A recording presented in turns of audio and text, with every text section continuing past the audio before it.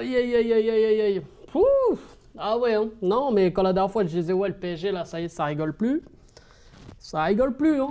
Là, ah non, ça, quel plaisir. Et salam le monde, ça, Kim Bobsy, j'espère que vous allez bien, les amis. On se retrouve évidemment pour réagir à cette dernière rumeur, évidemment, de transfert du côté du Paris Saint-Germain, avec évidemment quand même un nom assez sympa, les gars, hein, qui est cité. C'est celui de Jadon Sancho, les amis. Jadon Sancho qui serait en tout cas intéressé pour venir au Paris Saint-Germain. Jadon Sancho qui appartient évidemment à Manchester United après son prêt à Dortmund là, lors de cette saison où il est revenu un peu plus en forme, hein. On va revenir évidemment un peu plus en détail même sur le parcours de Jadon Sancho et même ce que j'en pense tout bêtement. On parlerait d'une offre, en tout cas Manchester United attendrait une offre avoisinant les 60 millions d'euros, voir si c'est cher ou pas. Bref, on va revenir en détail bien sûr là-dessus. Mais avant tout ça, les amis, n'hésitez pas à lâcher un maximum de likes et surtout à vous abonner en activant cette fucking cloche. Et vous me dites en commentaire,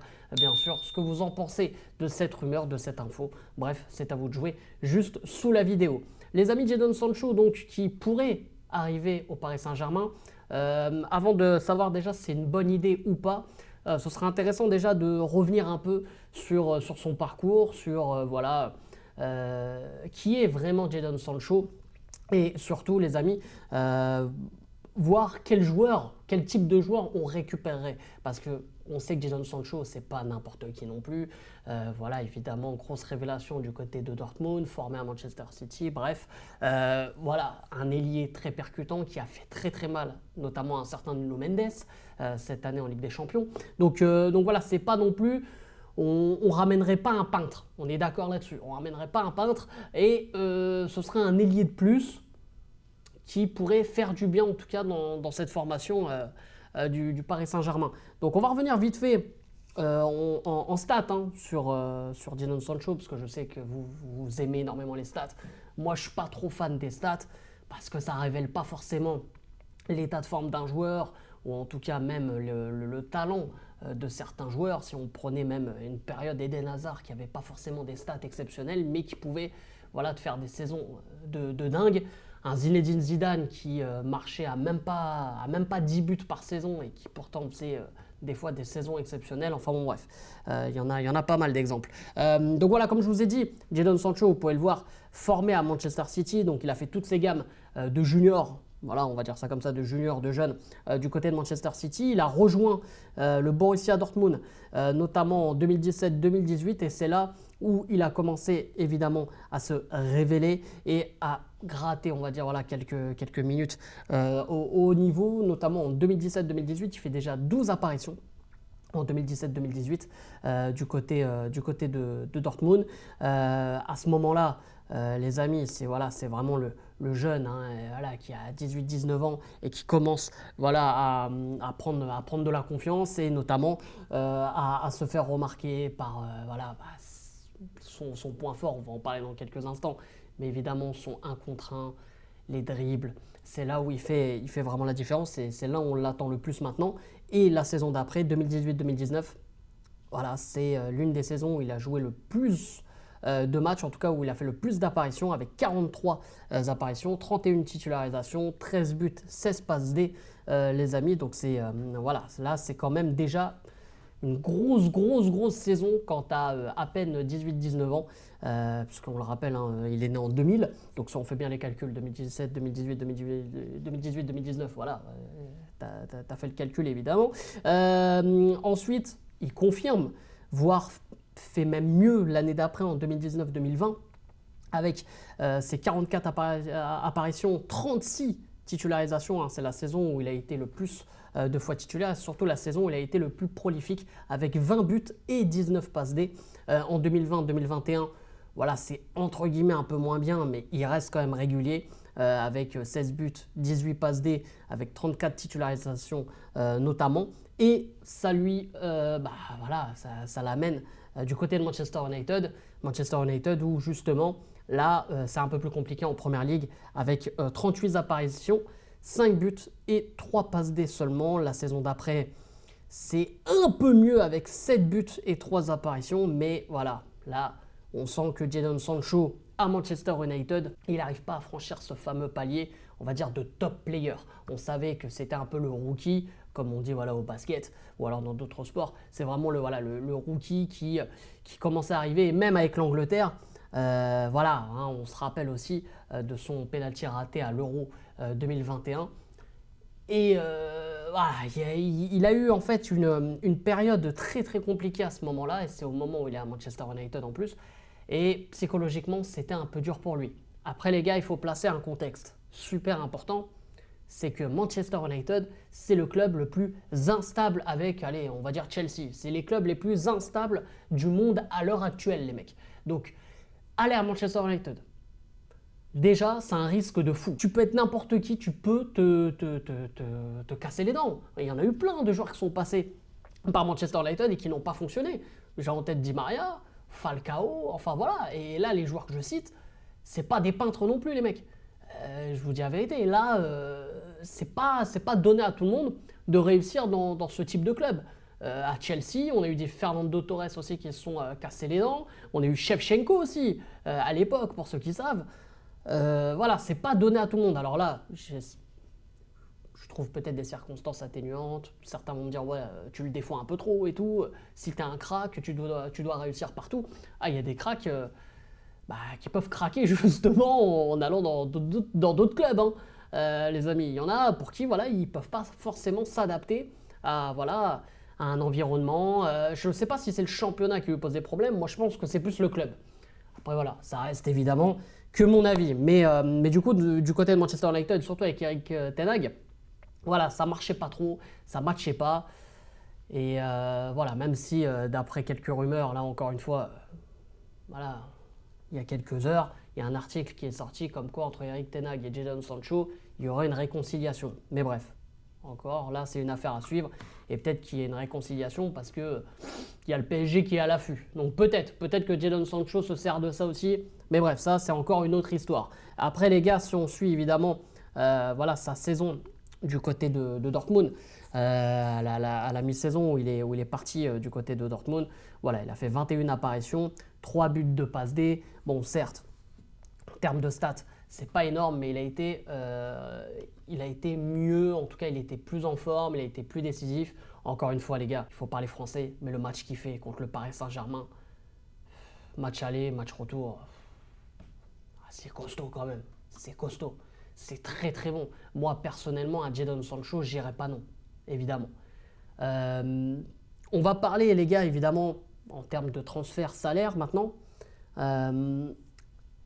Moi, j'aimerais pas qu'on retombe dans les travers du Paris Saint-Germain, ce qu'on a l'habitude de faire, parce qu'on, voilà, Jadon Sancho, comme j'ai dit, c'est quand même un craquito pour moi, et j'aimerais pas qu'on tombe dans nos travers et qu'on lui mette, voilà, un salaire XXL, maintenant qu'Mbappé est parti, qui a un peu plus de place entre guillemets financièrement parlant, qu'on lui mette un salaire XXL, qu'on lui donne un peu voilà, les clés de pas mal de choses et tout. Moi, j'aurais un peu de mal. J'ai pas envie qu'on retombe là-dessus. J'ai envie qu'on prenne vraiment le collectif, parce que Luis Enrique aussi essaye de dégager depuis qu'il est arrivé, et moi, c'est ce qui me plaît. J'aimerais pas qu'on retombe là-dessus. Et qu'on soit encore sur, on va dire deux visions sont complètement différentes, que ce soit de la part des dirigeants, donc les Nasser, etc., et Luis Enrique. Et j'aimerais pas qu'il y ait encore ce fameux décalage entre le coach et les dirigeants. Donc moi, c'est ça qui m'inquiète. Donc en termes de salaire, j'aimerais pas qu'il y ait un salaire monstre non plus, même si à un moment donné, oui, si tu as envie de le ramener, il faut aussi lui donner envie, tout ça. Mais bon, à un moment donné, il y a aussi le projet sportif qu'il faut mettre en avant. Et je pense que Luis Enrique serait énormément doué pour mettre ça en avant. Là-dessus, on peut lui faire confiance. Et puis Luis Enrique, je pense que ce n'est pas le genre de mec à se mettre à genoux pour un joueur. Je pense qu'on l'a compris juste à travers quelques conférences de presse. Après, en transfert, les gars, il faut savoir que Jadon Sancho, selon Market Transfer, je sais plus quoi, là, le truc qui, tu sais, avec les valeurs et tout, là, les valeurs de joueurs, Astercy aurait une valeur d'environ 30 millions. Donc c'est pas énorme, mais Manchester United ne va pas lâcher Jadon Sancho pour 30 millions. Ça, il faut être lucide. Donc pour ça qu'on parlerait d'une somme entre 50 et 60 millions. Donc à voir si le Paris Saint-Germain mettrait 50 voire 60 millions. Et en plus de ça, les gars, il faut savoir un truc, c'est que là, il y a aussi, parce qu'on parle avec Manchester United pour Jadon Sancho, mais il y a aussi Manchester United qui nous parle pour Manuel Ugarte. Alors est-ce que Manuel Ugarte rentrerait dans le délire du transfert? Est-ce qu'il y aurait un échange? Est-ce que par exemple, je ne sais pas, il y aurait Manchester United qui demanderait 40 millions plus Ugarte ou alors 50 millions plus...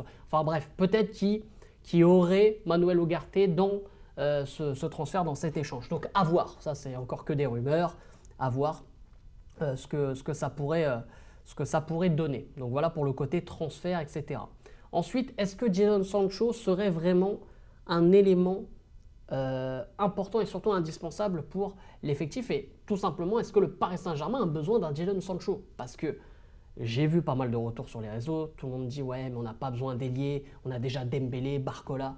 Il n'y a pas de souci, oui. Mais demain, Dembélé ou Barcola, je sais pas, ils sont blessés, suspendus, indisponibles, bref. Alors moi, j'ai rien contre Lee Kang-in, il n'y a pas de souci, mais c'est pas le même style. Tu vois ce que je veux dire? Asensio, c'est pas le même style aussi. Moi, j'aimerais bien qu'on ait des joueurs que tu vois, tu remplaces et qui sont dans le même mood, dans le même style. Tu vois ce que je veux dire? Là, il y aura trop un décalage et Luis Enrique va devoir reformater certains joueurs. Donc là, tu es dans une perte de temps. Tu vois, c'est compliqué. Et il faut que tu refasses un autre. Non, je te jure, c'est trop compliqué. Donc pour moi, un mec comme Jadon Sancho qui rentrerait dans la concurrence avec Barcola, Dembélé, pour moi, ça ferait bouger. Surtout un Dembélé, par exemple. Parce que Barcola, je pense que il a toujours été aussi dans ce rôle-là de remplaçant, de rookie aussi, tu vois. Donc même si là, cette année, je pense qu'il a vraiment envie d'être le titulaire, ça évidemment. En plus, même avec ce qu'il a montré en équipe de France, le peu de temps qu'il a eu, tu sens que ce joueur-là aussi, c'est un craquito. Donc personnellement, un mec comme Jadon Sancho peut rentrer dans la concurrence, peut aussi apporter ce plus dans l'effectif avec un banc un peu plus fourni. Parce qu'on ne va pas se mentir, les amis.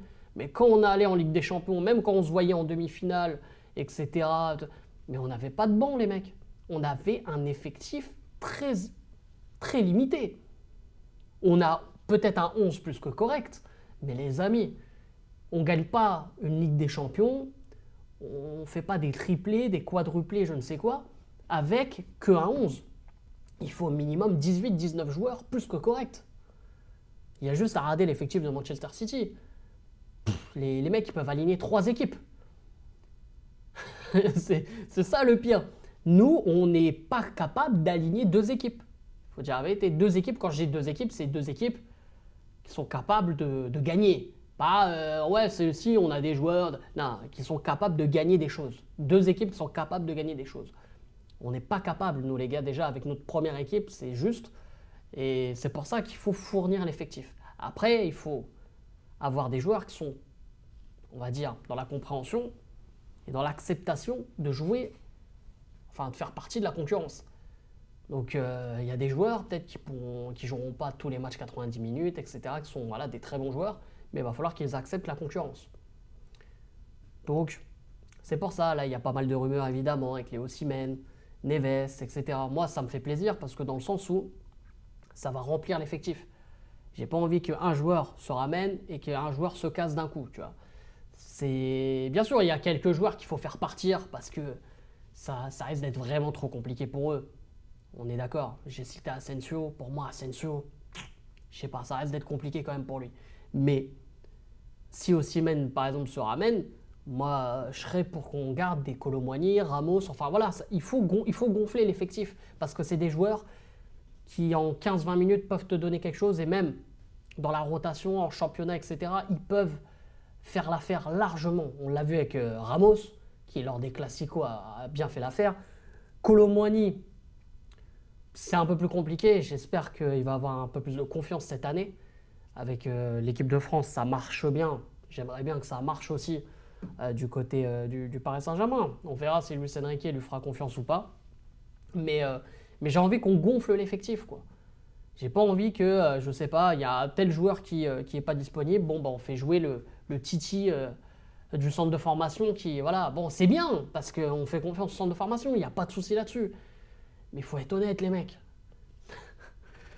On n'est pas le Barça, on n'a pas la Masia, les gars. Donc à un moment donné, on n'est pas le genre de club non plus à, je sais pas, en huitième ou en quart de finale, à faire jouer 4-5 Titi du PSG issus du centre de formation. Même si, évidemment, ce serait un truc de malade. Hein. Mais déjà, Zaïre Emery, les gars, on en a un tous les 10 ans hein, du centre de formation. Il faut être honnête. Hein. Et encore, je dis tous les 10 ans pour être gentil. Vous pouvez me sortir tout ce que vous voulez comme Titi du PSG. Mais il n'y en a aucun qui cartonne au Paris Saint-Germain comme Zaïre Emery. Moi, je vous le dis. Hein. Et Zaïre Emery, c'est à suivre aussi. Donc on verra. Bref, en tout cas, tout ça pour dire que pour Jadon Sancho, moi, je suis très très chaud, les amis. À voir ce que ça peut donner là d'ici les prochains jours. En tout cas, ça parle de réconciliation avec Erik ten Hag, à voir. Mais moi, j'ai confiance et j'aimerais bien qu'un joueur du nom de Jadon Sancho se ramène. On suivra ça, bien sûr, avec attention. En tout cas, les amis, prenez soin de vous, c'est la game pas possible. Je vous aime, je vous laisse. Et évidemment, ici, c'est pareil.